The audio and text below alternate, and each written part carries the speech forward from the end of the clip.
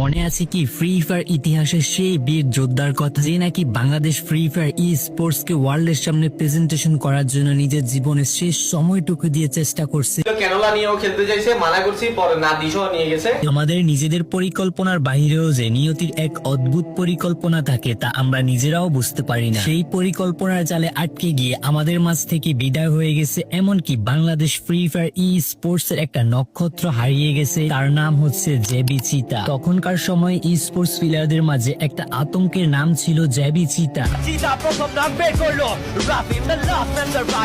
তখন থেকে এই পর্যন্ত বাংলাদেশ ফ্রি ফায়ার ই স্পোর্টস কমিউনিটির মধ্যে কতই না স্পোর্টস টিম গড়ে উঠছে, এমনকি কতই না স্পোর্টস প্লেয়ার তৈরি হয়েছে, কিন্তু অডিয়েন্সটা এখন আর আগের মতো এদের মধ্যে স্পেশালিটি কোনো কিছুই খুঁজে পাচ্ছে না। তৌহিদুল ইসলাম সিয়াম হার না মানা এক যোদ্ধা, সে অসুস্থ ছিল, এমনকি হাসপাতালে বেডে শুয়েছিল, আর একটা মেজর অপারেশনও হয়েছে। অবাক করা বিষয় হলো তার ফুসফুস থেকে পানি বের করা হয়েছে। তখনকার সময় একটা টুর্নামেন্ট হয়েছে FFBC নামে। চিতা এই অসুস্থ শরীর নিয়ে পুরো FFBC টুর্নামেন্টটা শেষ পর্যন্ত খেলছে। সে হার মানতে রাজি না, সে হার মানতে পারে না। তার ছিল অনেক স্বপ্ন, সে জিতে আসবে, জয় করবে পুরো বিশ্ব, কিন্তু সে পারলো না। তার অসুস্থতার কাছে সে হেরে গেল। তার জীবনের সকল স্বপ্ন তার ফুসফুসের পানির সাথে অটল ঢেউয়ে চলে গেল। সে যুদ্ধ করেছে, জীবনের শেষ দিন পর্যন্ত সে যুদ্ধ করেছে।